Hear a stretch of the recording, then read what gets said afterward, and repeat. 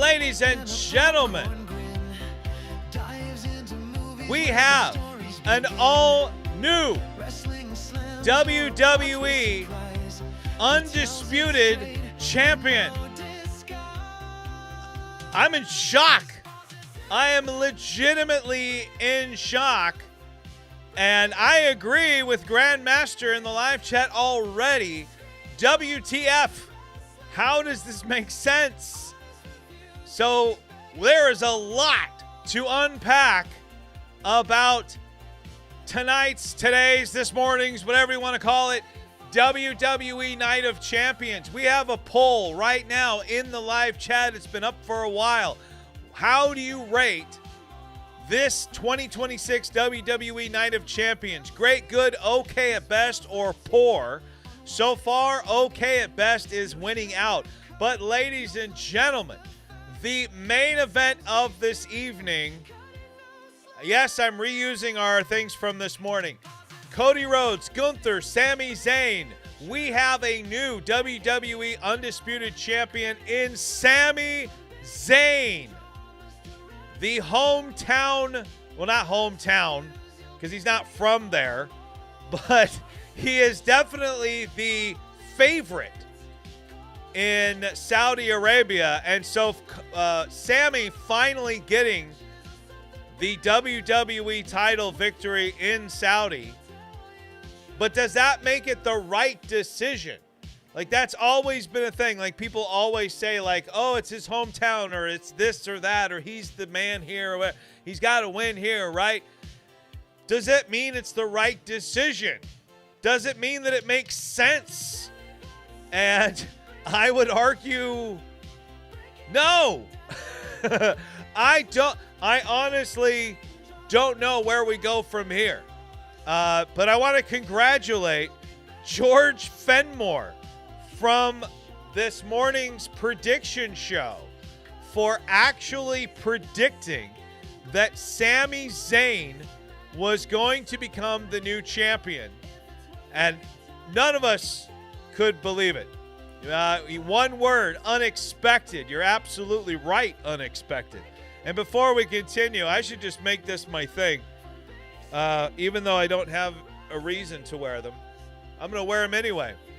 I should just start making them part of the deal since I started wearing them anyway. But we do have a vote for great in the live chat poll. But here's the deal. Here's a question for you. We've talked about this before. How much does the main event affect your overall rating of a PLE? We talked about this during WrestleMania, and I think this is an important question to ask because night one of WrestleMania got a lot of people saying, oh, it's one of the worst WrestleManias of all time. And I'm like, how long have you been watching WrestleMania? Because I've seen a lot of really bad WrestleManias, and the night one of WrestleMania 42 was not one of the worst, okay? The main event was very much on the lower end of the spectrum, right? Like, it was not a good main event. But the rest of the card was actually a pretty darn good card. So how important is the main event to the overall rating of a pay-per-view or a PLE? Because tonight's main event, regardless of what you think of the ending, was a great triple threat match. It was a really, really great match. Match of the night for sure. It definitely carried this show. For me, without question. Without this match, this is middle of the road in terms of quality, in terms of storytelling. Up until this point, Seth versus Bron was the most entertaining match, but how is it not going to be? You're filled with weapons, and you're inside the cage, and you're capping off a long-term story being told. All right? So you can tell that I am pumped up. All right? But a lot of it isn't so much because I'm coming off of a huge high from this PLE. It's the shocking ending to what was a really good main event. So what I want to do is I want to hear from you guys. right? I want to hear from you guys in the live chat. We're exclusive right now on YouTube. We are not on WANT right now. This is exclusive here. So I want to hear from you guys. I want to hear your thoughts on every match. I want to know what you grade each and every match. Did you grade it a letter grade, A through F? Number grade, was it out of 10, right? Or should we do 5? Let's do 5. 1 out of 5 for a number grade. I want to hear from you. What is it? Grandmaster, my girlfriend said it would be Gunther versus Sami at Saturday night's main event. So she got that right, question mark. Oba's match was good. IYO match was horrible. Cage match was good when started bleeding. Jade match was bad. Trick match was bad. Main event was good with most unexpected ending in wrestling history. My wife says I fell asleep, but based on how everyone here reacted, I vote great, which I did see. I was entertained. Might not be the outcome I wanted, but entertaining and worth the watch. So again, it kind of brings up my point here. How important is the main event to the overall rating of a pay-per-view or a PLE? Because I still call them pay-per-views, even though they're not. All right? Because it seems like to me, if the main event's a good one, it immediately raises the overall rating of a PLE. And when a main event's bad, it immediately shoots it down, right? Look at WrestleManias, the ones that you think are really bad. They're usually really bad main events. And you have to go searching through the mid-card and everything to find the good stuff, right? I always talk about WrestleMania 27. It's a really bad card except for one match, essentially, which is Taker versus Triple H. But what was the main event? What do most people seem to gravitate towards when they talk about it and grade it? Honestly, it's one of two things. The Miz versus John Cena, which is your main event. And we can't help but talk about the travesty that was Jerry the King Lawler versus Michael Cole. We can't forget about that. However, the main event is so important to a final score for a big-time PLE. I'm glad Sami finally won the big one. I do think, like, as much as I'm a Cody fan, as much as I think that this is such a strange outcome and out of nowhere, even in Saudi, where Sami is king, it just felt weird. Yeah, congratulations to Sami Zayn. I mean, here's a workhorse, a guy who's been with the WWE for years, has seen ups and downs, has been dragged through the mud and all that stuff. Good on him. He deserves this moment. As much as it might not make sense now, he still deserves this moment. So a big congratulations to Sami Zayn. Gunther and Cody put on one heck of a match to close out this PLE. So let's rewind, if we could, right now. And I want to start over. And by the way, before we kick it off, I see Chris Hall is here in the live chat. Welcome to the show, Chris. Eric Porter, welcome to the show. My wife says, true, it's like a movie. You could have terrible plots and twists and even some bad acting, but the ending can make or break it, like Cruel Intentions. Laugh out loud. So, and I'd say this about Endgame. This is a great example, too. Cruel Intentions is a good one here. But Endgame, what do we all remember about Endgame? We remember the finale. We remember the last third of the movie from from when Captain America, Thor, and Iron Man take on Thanos till the end. That's what we remember. That's what we say. Hello, Benny the Jet. That is the part of the movie that we think about when we think, oh, this is the greatest superhero movie ever, right? We forget about the slog that happens in the middle and how the movie's kind of like, can we get to it? Can we move along, please? And like, so yeah, great examples here. But welcome everybody here to the live stream. We're going to go back in time now. Favorite scene is when Thor arrives to help. That would be Infinity War. So not Endgame, though. Infinity War is where Thor arrives at Wakanda to assist fending off the attack on Wakanda. And I think Infinity War actually is a better movie. by the way, Eric Porter, which we will be covering on our At the Movies show at some point. But let's go back in time after we give you our final results, because Chris Hall is here, Benny and the Jet is here, Seth knows this. But here are our final scores from this morning's preview show. All right, so we've got Seth Sims, my son, shockingly did actually very well. Seth got 4 out of 7. Now, yes, there were only 6 matches, but we also predicted whether Danhausen would appear or not. I said no, and one little brief appearance ruined it for me. So Seth was 5 out of 7. George finished, or did I say 5 or 4? 4 out of 7 for Seth. George finished with 4 out of 7. Benny finished with 3 out of 7. Chris, 4 out of 7. I finished with 3 out of 7. AI, because I didn't ask it about Danhausen, finished with 4 out of 6. And the live chat won the whole thing this morning. So congratulations to the live chat for getting 5 out of 7 correct. Our live audience this morning was on fire. You guys did amazing. My wife says, all me. Yes, all you. All right, so here we go. I've got my notes here from this show.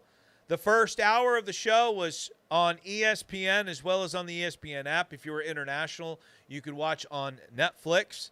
All right, and yes, again, I'm reusing the same images that I did from this morning. So I know I'm doing it, so you don't have to call me out on it. But here we go. The first match of the night was Jey Uso versus Oba Femi in the King of the Ring final. And on the live show this morning for the preview show, we were all everybody was thinking, I wasn't. I was the only guy that said Brock's not coming. I believe. I think I'm the only one that said no Brock. Brock ain't showing up. I still picked Jey to win, but not because of Brock Lesnar.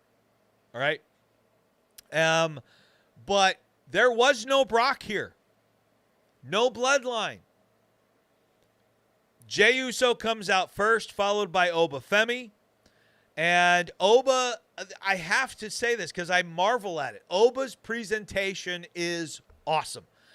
Oba is being presented as a true monster and just a force. And I got to give credit. And that's something WWE has always been really good at, presenting people that way. Their production is second to none. All right? However, speaking of which, there was major issues with the commentary team tonight. And it's not Michael Cole or Corey Graves' fault. It was the sound technicians. Whoever was running the sound was horrible and was having a huge problem. At the beginning of the show, they were having real issues with their sound peaking. And when you can tell a sound is peaking is they sound like they're talking loud, but it also goes like you hear this distortion when the vocals go up. All right? And the quality was just horrible, especially Michael Cole. And I felt like at one point his in-ears were telling him that he was really quiet because he just kept yelling for like no reason. And it was kind of crazy. And it was really distracting for me at first. When you're somebody who's big into trying to present good quality video and audio, which we try to do as best as we can here, and then you watch a $1 million production over there on WWE, and they're failing to do that, it's very distracting. All right. So I was having a lot of trouble focusing during this matchup, but the match itself was good. Jey Uso and Oba put on a good show. I thought that Oba continued to show his dominance. Jey continued to show his fight and his spirit. And the story that we're telling here is important. All right? We can still get Brock versus Oba at Saturday night's main event. We could still get Brock versus Oba at SummerSlam. What if Oba decides he doesn't want to take on Sami or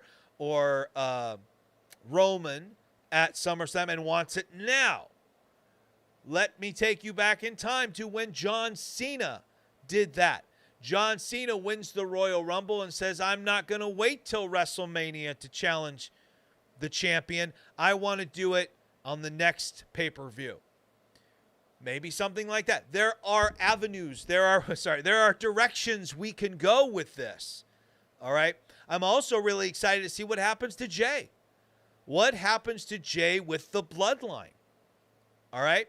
So it's going to be very interesting to see what happens storyline-wise. And that's, a lot of people tend to forget that that's kind of what's important in pro wrestling, on that, especially pro wrestling that has weekly television and storylines. It's one of the reasons why AEW got into some trouble early on, because they were so focused on putting on banger matches, which is great.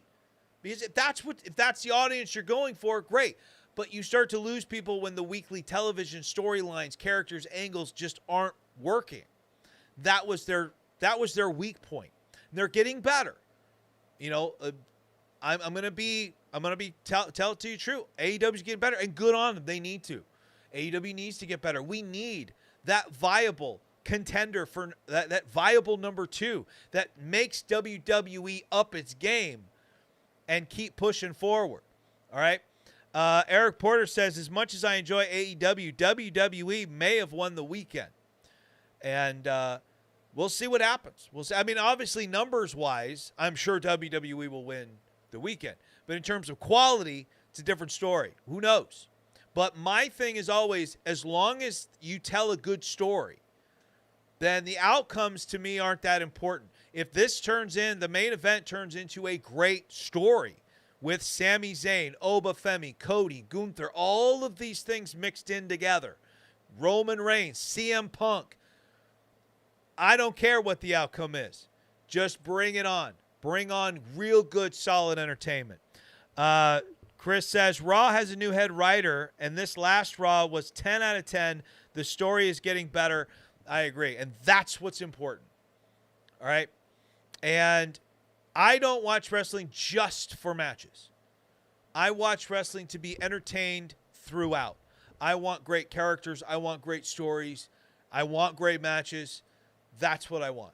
All right. So getting to the end of this one, Oba wins clean by pinfall after the fall from Grace. And I immediately start off the night 0 for 1. No Brock, no Bloodline, no nothing. In the live chat, guys, I want to hear from you. What do you rate the first match? You can give it a letter grade if you want, A to F. You can give it a number grade, 1 through 5. I don't care. Just tell me in the live chat, what is your call on this one?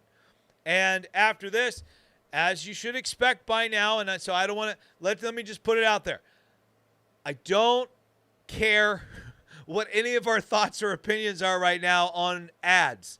They're going to happen. They're going to happen every show. Let's move on. All right? We're not going to stop them. All right?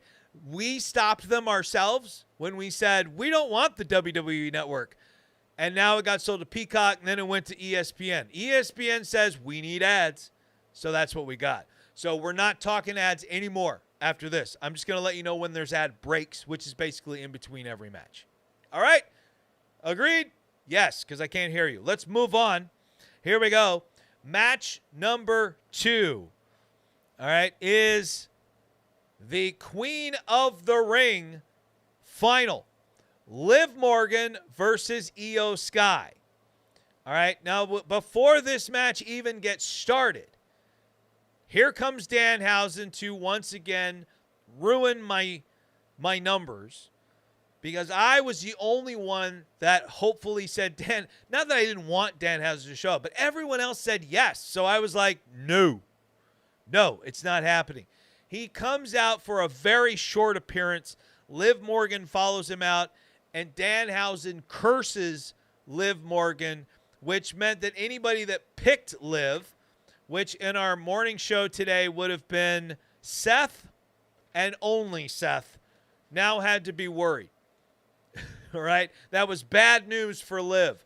And Liv comes out first. Obviously, she was promoted 3 months ago. All right. So Liv out first. Obviously, IYO out next. IYO, there was one spot where IYO is pushed off the top rope, lands on the metal steps, now is selling an injured knee. And that became the story of this match. I wouldn't say this was a bad match. It was just kind of a match. It was just kind of there. Again, I don't think we were seeing the best of these two, because when we see what happens at the end, I think that we are going to get a much better match come SummerSlam. Now, I don't like that kind of philosophy, if that's what they were doing, where they were kind of holding back because they knew they were going to go somewhere else later. However, you do got to save something if you're going to come back and do it again, and you know you're going to come back and do it again. So I did make a note here. Commentator mics still suck.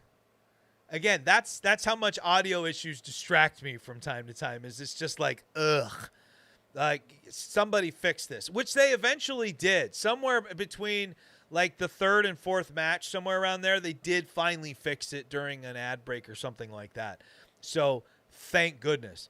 Going back to the live chat. So Oba challenges Sami and kills him at SummerSlam.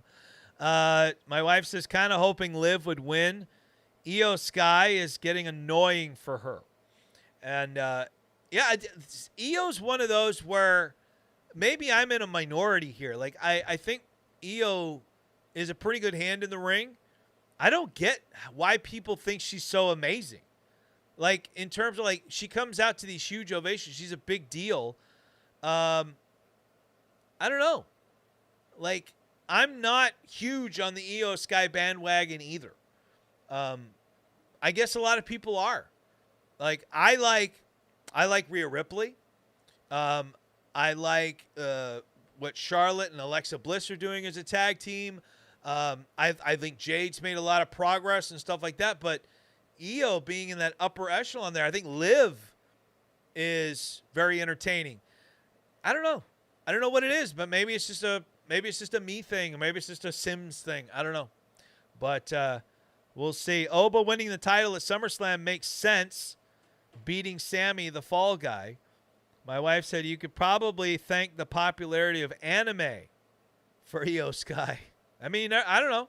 I mean, I know, like I said, I know she's good in the ring. She does have a personality. Some people gravitate to it. I mean, it is what it is. It's all perception. It's all opinion. That's what makes it fun. All right. At the end of this one, IYO wins it clean by pinfall with over the moonsault. No Judgment Day shows up here. And then IYO gets on the mic and immediately says that she is facing Liv Morgan at SummerSlam for the Women's World title.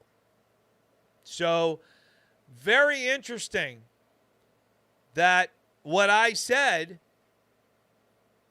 happened. I believe I said that this morning, did I not, ladies and gentlemen? Did I not, Sims Nation? That George said it as well. I'm going to give George credit because he said it first. But I said, logically, that makes perfect sense. Because even though IYO versus Rhea means that IYO has the advantage, IYO's beaten Rhea way more than Rhea's beaten IYO. Rhea's supposed to be her best bud. So why would you choose Rhea? Go after the person you just defeated and you know you can beat one-on-one in Liv Morgan. So it makes sense that that's what happened. Grandmaster gives Oba match a 3 out of 5. He says, now we get Punk versus Cody non-title. Now, that's not really necessarily guaranteed unless Punk versus Cody is some kind of grudge match, which is really, I don't see a way to do that. And Cody versus Punk, or if that's a number one contender match. But either one of those don't work for me. I think if you're going to do a Cody versus Punk match. I'd rather have it be for the title. I'd rather see something at stake like that than have it just be a headline match. I mean, is it that much of like a dream match that you would put that up with as a non-title? Maybe you guys can answer that in the live chat. Do you think Cody versus Punk could headline a SummerSlam night 1 or night 2 without the WWE title? What do you think? Because it seems to me if you're going to book Punk versus Cody, that to me is going to draw in way more fans than Oba versus Sami. That's going to draw in a lot more fans than Oba versus Roman even. And that's no offense to any of those guys. Roman's perhaps the biggest draw in WWE. Oba's not really there yet. That's the whole purpose, I think, of why he became King of the Ring, to start to get him there. But he's not there yet. But Punk and Rhodes can headline any night of any major PLE.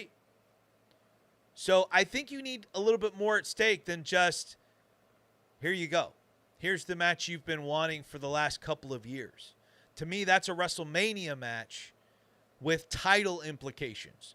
It can be a SummerSlam match, but I think it needs to be more than that.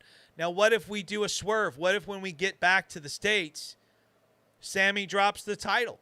What if Oba goes after Roman, Sami drops the title back to Cody in a couple of weeks so that Sami gets his moment in Saudi, gets home, Cody takes it in the States, and now we're on to Punk versus Rhodes at SummerSlam.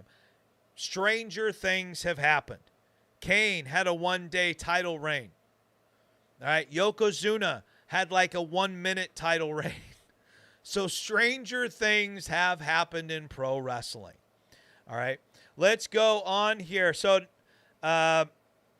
moving on, we've got our ad break, and the show now moves from ESPN in the States to ESPN Unlimited.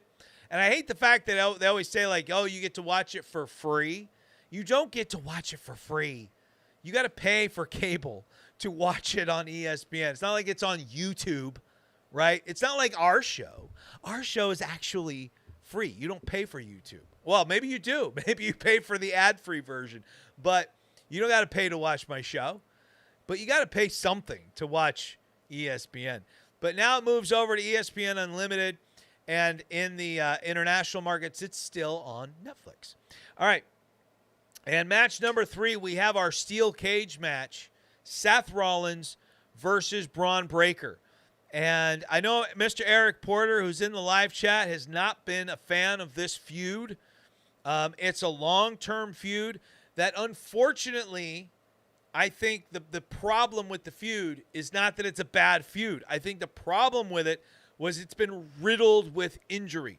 Seth Rollins got hurt. Bron Breakker got hurt. Bronson Reed got hurt. So we moved Logan Paul and Austin Theory over to the tag team division. Logan Paul can't travel over to Saudi. Austin Theory gets taken out before we get to this. Bronson Reed's still on the shelf. So there's no interference from anybody during this match, which is good because it means we finally get to hear the stipulation that, oh, we're in the cage designed to keep everybody out, when we all know it never works when you say that. Well, they try. I don't know the exact reason, but they said that he couldn't travel due to injury. Now, I don't know if that's true because or if Logan has some sort of travel ban on him. I don't know. All right. I don't know if you can't always take WWE at their word when they say why someone can't travel.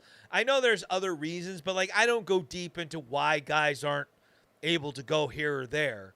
But hey, be nice.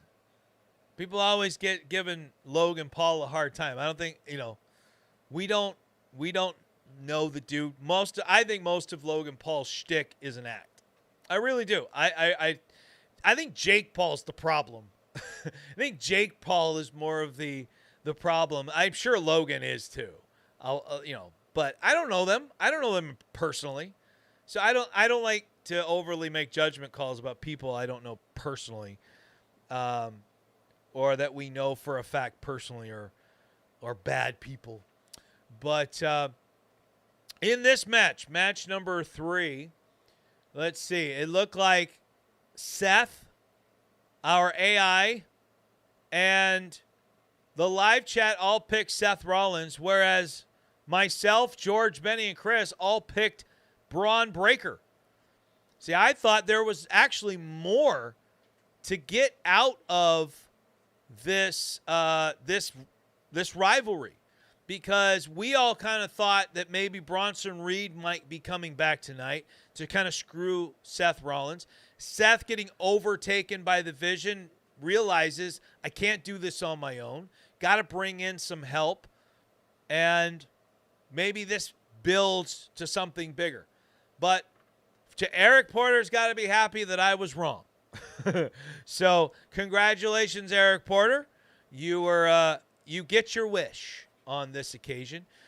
Seth comes out first and starts filling the ring with weapons like kendo sticks, chairs, and tables.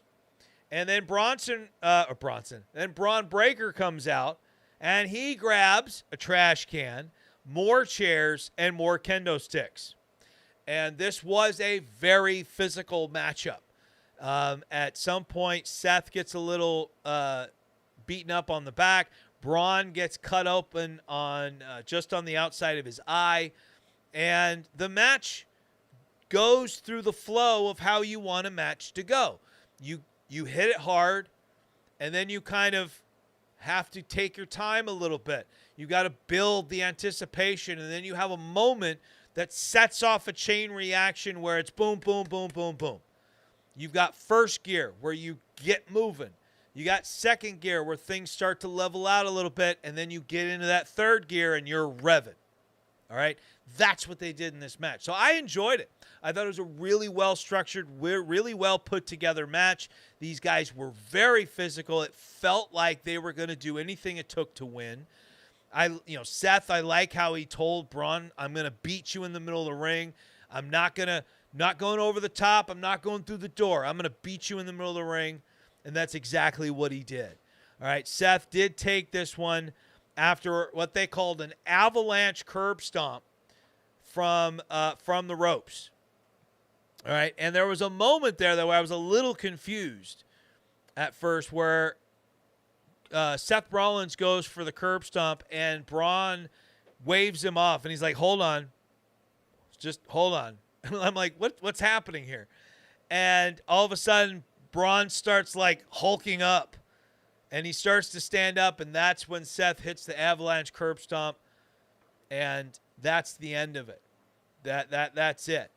All right, and so I thought it was a really, really good match. For those of you guys watching in the live chat, what did you think of Bron Breakker versus Seth Rollins in the steel cage? What do you give it? Do you have a letter grade for me? Do you have a number from 1 to 5? I don't care what you guys use. Just tell me what you thought of the match. Was it a good PLE match? Are you glad that the storyline between Seth Rollins and the Vision is done and over finally? Is the Vision done and over? I think that's kind of the biggest question. Not sure. Just have the one question. What one question? Did I miss something? What? Why can't Logan go to Saudi? Is that I have to wait. I have to be patient. It's up higher. Oh, it's up higher. So when Bron mentioned to Seth, very obviously to stop and back off, why did Seth? Was Bron really hurt, or was it just strange how Seth obeyed? I kind of, when I thought about it a little bit, I kind of thought maybe what it was just kind of like Seth kind of just went, whoa, what are you doing? You know how like somebody does something unexpected out of nowhere and it just kind of stops you in your tracks and you kind of get thrown off a little bit? That's what I think they were playing off here. I think it was like Bron's like, whoa. And Seth was like, what? I think that's more what we were seeing. And I understand that. That makes sense to an extent. If you're in the heat of that moment, though, I kind of get, though, like, why would you stop? Why wouldn't you just take the guy out? But It makes sense when you kind of think of it that way, Just somebody does something unexpected and you just kind of go like, okay, all right, what's happening here? And as soon as he starts to do his little Bron hookup thing, that's when he's like, all right, now I'm putting a stop to this. Boom, avalanche curb stomp, done with. So it was a momentary lapse in judgment on Seth Rollins' part. But it's at this point in the show, at the halfway point, where all of us from this morning were sitting here going like, what is happening? How is Seth doing so well? The AI at this point had predicted 3 out of 3. The live chat had predicted all 3 matches properly and that Danhausen would be there. Unbelievable. Unbelievable. All right, and I kind of missed out on making sure you guys saw this from this morning. This is the match we were just talking about. I get so worked up on these shows. I have a lot of fun doing these reaction shows, especially when the live chat gets involved. There's times when the live chat tries to argue with me, and that's fun.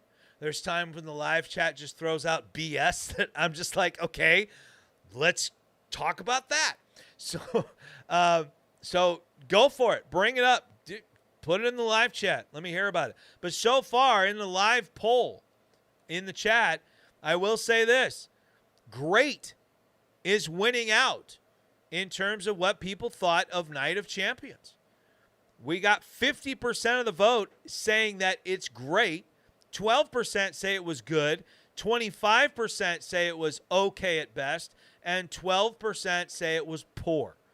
So a lot of ups and downs here. And if you voted in there, I want to hear from you in the live chat, obviously. What are the highs? What are the lows? As we go through each match, tell me what you thought. I'd love to hear from you. And let's keep moving forward. But before we do, I want to mention a couple of things. Number one, I want you guys to make sure you go over to positivelypatsims.printful.me where you can pick up merch like this Positively Pat Sims Show hat. And we've got all new merch for the Positively Pat Sims Show. We've got iPhone cases. We've got Letterman's jackets, mouse pads, tank tops. Just get on over to positivelypatsims.printful.me today and get all of your Positively Pat Sims merch. And then also make sure you go to ddpyoga.com and check out our Fast Track Coaching. I am a DDPY certified instructor and Fast Track coach, and I can help you take ownership of your life through our Fast Track Coaching program. I can help you lose weight, gain strength, flexibility. I can help you with accountability, real results, real dedication, real confidence, real accountability, and real change. And I don't just set you up for 3 months of success. I try to set you up for a lifetime of success. That is my goal as your Fast Track coach. All right, guys, let's keep moving into the 4th match of the night. And the 4th match is Trick Williams versus Ricky Sates for the United States Championship. Now, Sims Nation, when I tell you I'm disappointed, I'm disappointed.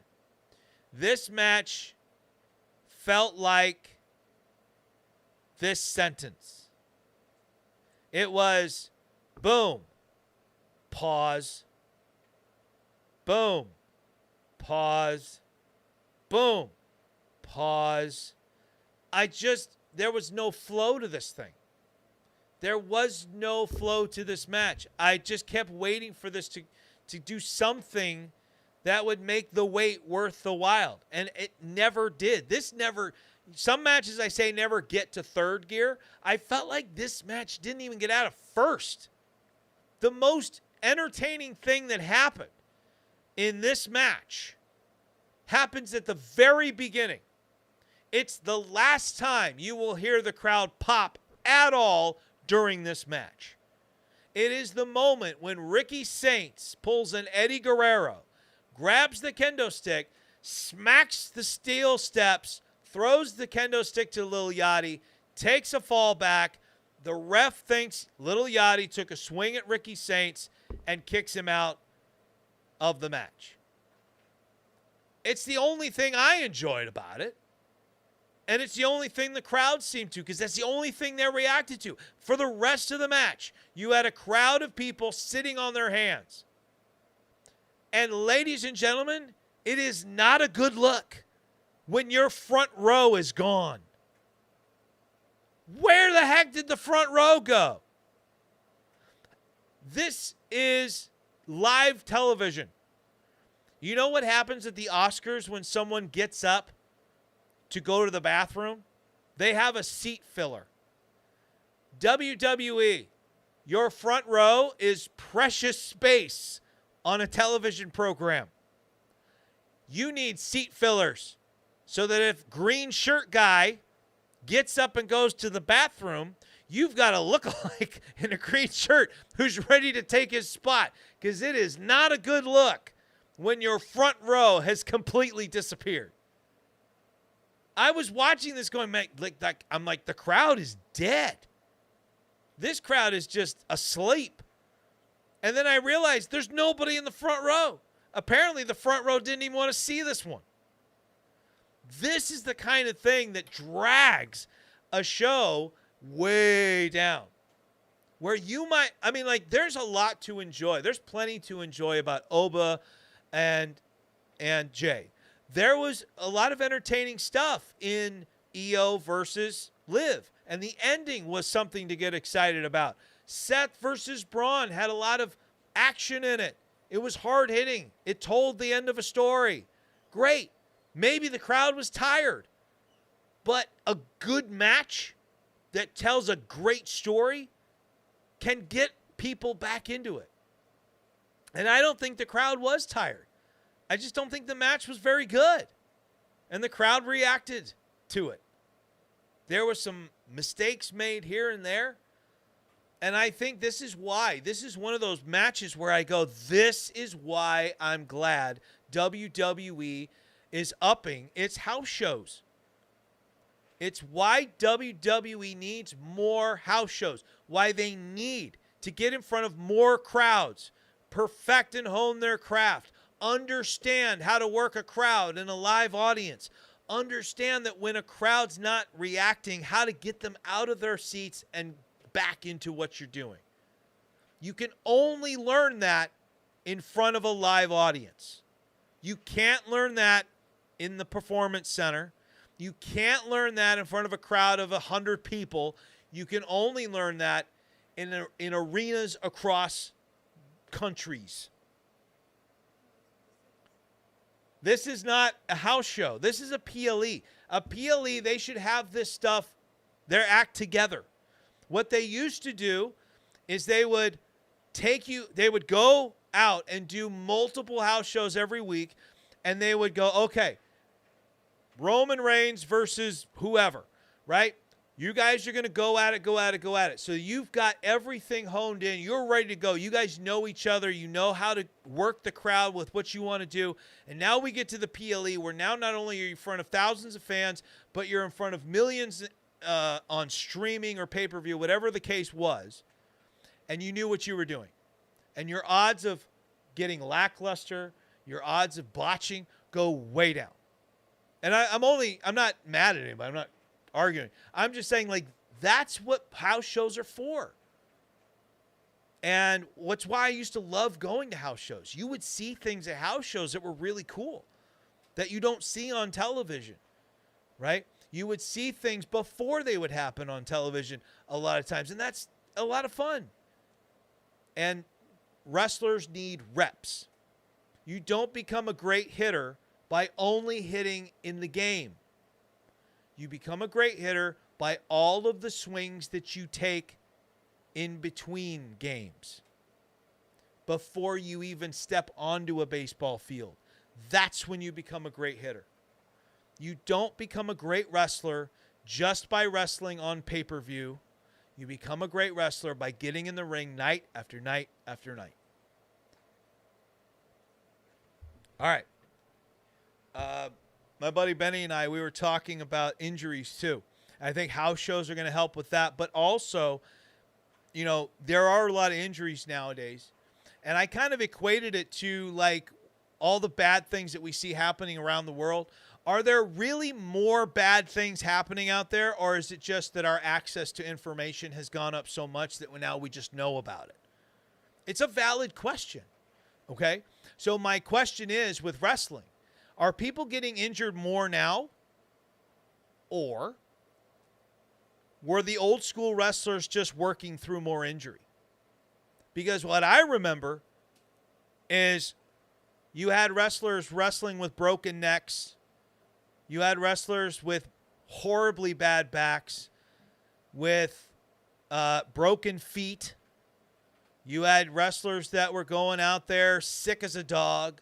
You had all of these things. Wrestlers were addicted to painkillers constantly. They would go out and party and drink. And a lot of that was just so that you could get to the next night and they did whatever it took to get to the next night to do the next show, because you didn't get paid unless you performed. So is it that there's more injuries, or is it we just didn't know the guys were hurt all the time back in the day? Also, the whole thing's different. You don't get used. A lot of these guys still get paid something, even if they don't go out there. All right. And WWE has done a better job of taking care of their guys. So WWE's going, okay, yeah, no, with that, I can't let you go in there. I cannot you're going to get hurt worse than you already are. You're going to have to hang tight. All right. I'm still shocked to this day they let Cody Rhodes go out and perform with a torn pec. I really am. I'm shocked it happened. All right, let's move away from that awful United States Championship match. You guys can rank it and rate it in the live chat if you want. I wouldn't even bother. I just did not care for it at all. All right, if I was to watch this PLE again, I would skip through this. I would probably watch the Ricky Saints moment with the kendo stick again, and then I would just click, go to the next match. All right, and the next match on our list is not that one. Nope. There we go.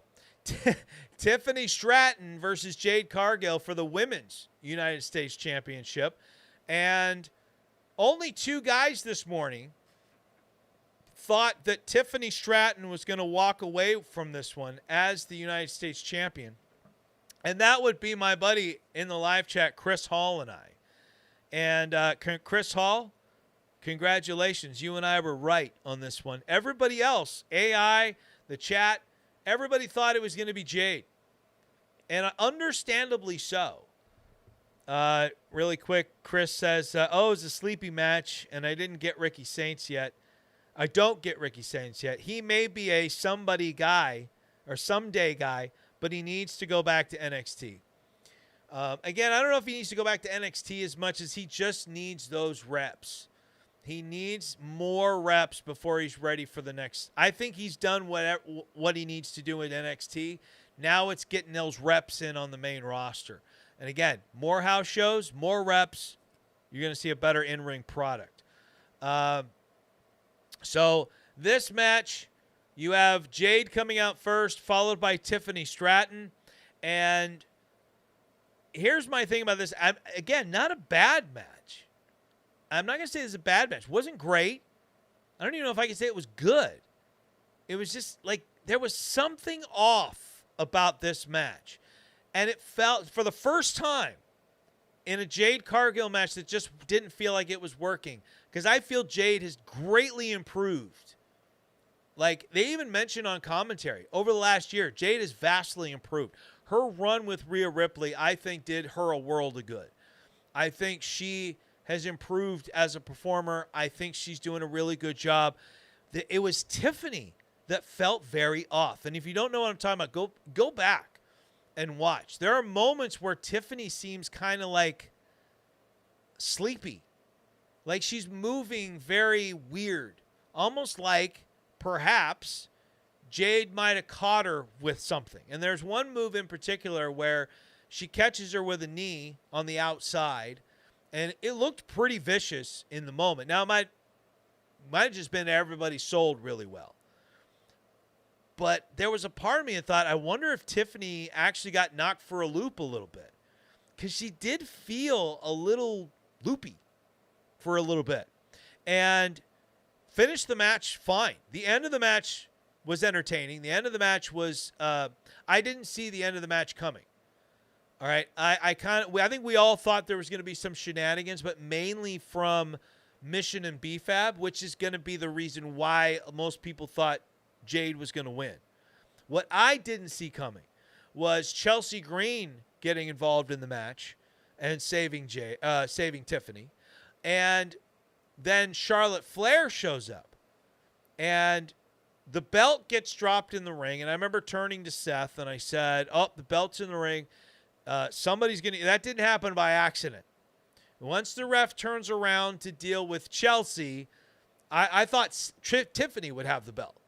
Was going to take out Jade, and my prediction was going to be correct. Tiffany's not there. Jade turns around, walks towards the belt. Who grabs the belt? Charlotte Flair. And Charlotte Flair's the one that hits Jade. Tiffany takes advantage. We've got the we've got the world's prettiest moonsault, and Tiffany wins via pinfall. Lots of shenanigans in this one. So, I mean, I even wrote down here that just Tiffany seemed off during this match. Did she get legit knocked loopy at some point? That's actually what I wrote in my notes here. But yeah, it's kind of funny. We've talked about all of these matches up till now, and, you know, it's like everyone thought Brock Lesnar was going to show up for the first match. Everyone thought Judgment Day was going to show up for the second match. Everyone thought Bronson Reed was going to show up for Seth versus Bron. And what do we get? We get all the shenanigans rolled into one in this match. So it is what it is. You know, you got to have fun with it. You got to enjoy it. I hope you guys did. Let me know what you thought of Jade versus Tiffany in the live chat. Again, I didn't think it was bad, but I didn't really think it was good. It was like, it was okay, but I kind of think something was off with Tiffany.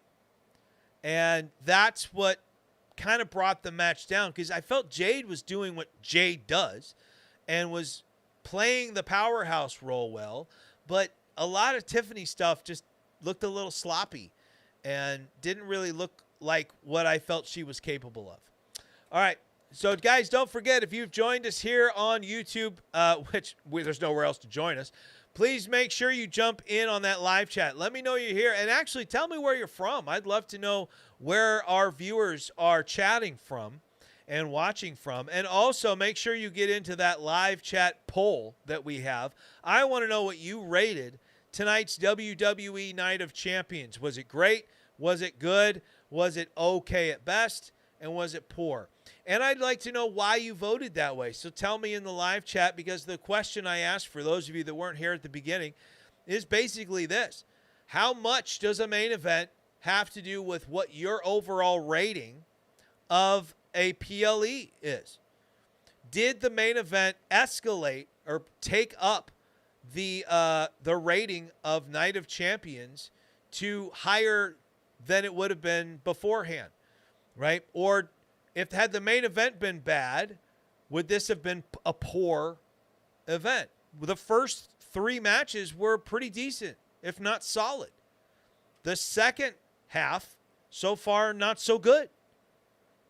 But we all know, as we talked about at the very beginning of the show, that our final match of the night pretty much made up for any issues a lot of people would have had, even with an unexpected ending. But before we get to that real quick, guys, I want to remind you to get on over to Amazon right now and check out Vengeance, my very first book that I've written, and it's available right now on sale, $4.99, $14.99 for paperback, $19.99 for hardcover, and those prices are locked in. They're going to stay that way. They're not going to go back up at all, because our new book, which is twice as long and twice as good, Vengeance, Blood of the Cross, will be released this Friday. Amazon Kindle pre-orders are available right now. And this book, if you want, once it's released on the 3rd, the Kindle version will be $9.99, paperback $19.99, hardcover $24.99, and it will be free to anyone with Kindle Unlimited. So make sure you check that out. All right, we have in the live chat Yuzu De Yabu Asan. I hope I pronounced that right. Welcome to the show. It says, good luck. I'd love to know what you're wishing me good luck on. That I would like to know. How to pronounce the name. Oh, how to pronounce the name. Oh, that would be funny if that's what you were saying. Well, did I do it right? Did I say it right? I would love to know if I did, because I hate when I screw up people's names. Because your first instinct whenever you see a name is whatever dialect you speak, you want to try to do it phonetically in your dialect. So I don't know if I get things right or wrong. So I always want to do it right. I always want to get, because I feel like when you screw up someone's name, it's almost like you're being disrespectful. You know what I mean? But I'm not intentionally trying to be. So I really hope I got that right. And if that's what good luck it means, then let me know if I did it right or not, because I really hope I did. But anyway, the last match of the night is Cody Rhodes versus Gunther versus Sami Zayn. And again, we talked about this at the beginning of the show, because when we came on the air, this match was coming to a close. The PLE was coming to a close. We came up on the air before the top of the hour, because I love to, right as the show's going out there, just in case something really cool happens. Like, I want to be on the air when a CM Punk returns at the end of SummerSlam happens. You know, we jump on the air, and here comes executive producer Paul Levesque. And then all of a sudden, the music hits, and here comes the big return. I want to be on the air when that moment happens. So far, that is yet to be the case. But one day that's going to happen. I know it. I feel it in my gut. But, again, I'll just say this, since we've already covered it already in the match. I thought it was a really, really good triple threat match. This elevated this event to whatever you thought it was. It took it up a notch. I don't think you can say that this event was poor. I know somebody did. It's all a matter of opinion and perspective anyway. But I personally don't think that the event was poor. And if I did, I think that this match alone would have at least elevated it into the okay at best category. I think the show was better than that. Personally, I think the first match was really good. I think Liv versus IYO was good. I think Seth versus Bron Breakker was good. It was the two matches following that were missing whatever it needed to get me to enjoy them. But that main event really lifted everything up. That crowd got back into this. They were hot for it. They were absolutely 100% behind Sami. There are some great spots, some great back and forth, some good table spots with Sami taking a back body drop through the American announce desk. You had Cody taking 2 power bombs, the second one finally breaking the Saudi announce desk or commentary desk, whatever you want to call it. And one of my favorite spots in the match was Gunther had the match won when Cody's hand was raised. The ref lets go of the hand, and Sami jumps in and catches Cody's hand from dropping. I thought it was a brilliant spot. I just thought that was really, really creative. And you don't see stuff like that very often. But in a triple threat match, it makes sense. Whether you like the guy or not, you don't want to lose. So you do whatever it takes, right? And I really thought this match told a great story. It was a great match. The ending was absolutely unexpected for me. The only person that saw it coming was George Fenmore this morning during our preview show. Other than that, I don't know anybody that was giving it to Sami. Someone might have. Somebody else may have. I don't remember off the top of my head. But I didn't think that was even close to being a possibility. I really didn't. But it's a great moment for Sami. It's a great moment for the Saudi people to see Sami finally get the big one. But the big question's going to be going forward, is it going to be Sami carrying the title all the way to SummerSlam at the beginning of August, or does Sami drop the title on the way? Is this just giving Sami that moment and then taking it away so that we can have a bigger match and moment at WrestleMania, thus furthering Sami's descent into heel territory? Who knows? But we're going to find out over the next few weeks. And I think WWE is maybe picking up their game a little bit at heading into SummerSlam. And what I want to see is consistency. That's what it's going to take for WWE to be successful. It's what it's going to take for AEW to be successful. You've got to be consistent. You've got to give people consistently good quality. All right? And if you're going to give them comedy, right, leave the comedy to R-Truth and Danhausen because they know how to do it. But I'm really also looking forward to some other stuff that's happening. I'm really looking forward to the storyline with Chad Gable. Chad Gable is very much over with the audience. And is it going to last? Is it good? Is he really turning a corner? Is this all some master plan to get back into wherever he's trying to get to? I don't know. But I'm here for it. I want to see what happens. I want to see what's going on. I want to see what happens with Roman Reigns. I'm excited for the return of CM Punk. I'm excited to see whenever Drew McIntyre gets back and Bronson Reed. What's going to happen to the Vision? What's going to happen to the Judgment Day? We've been calling the end of the Judgment Day on our preview shows for like a year. So I think we're all kind of ready for it to go away, at least on the Positively Pat Sims show. We're kind of ready for that group to finally just dissolve. No Damian, no Rhea, no Finn. Edge is over in AEW. Just let it go away. All right? Even Dominic, Dominic is still a big deal. But it just doesn't feel like the Judgment Day anymore. So, I don't know. We'll see what happens.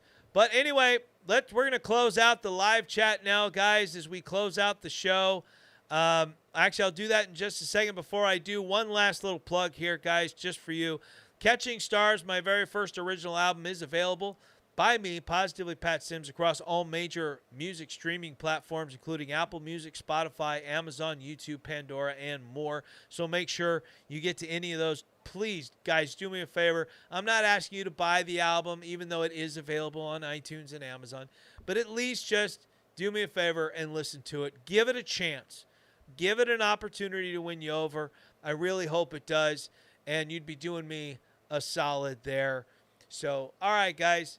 Let's now finally close out the poll in our live chat. The end results is basically as follows.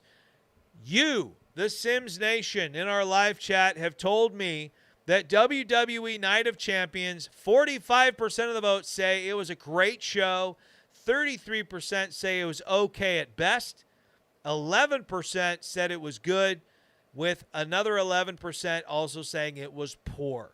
So there you have it, guys. If you missed the event itself, according to our live chat, it's worth checking out. So at least in my opinion, you want to at least see Oba Femi. You want to at least see the steel cage match and the triple threat main event with Sami taking home the gold. So that's going to do it for us here on our WWE reaction show on the Positively Pat Sims YouTube channel. So before I go, ladies and gentlemen, I'm going to tell you what I always do. Take it easy. And if it's easy, take it twice. So long, everybody. We'll see you next week for At the Movies, Warriors Unleashed, and the Positively Pat Sims show. So long, everybody.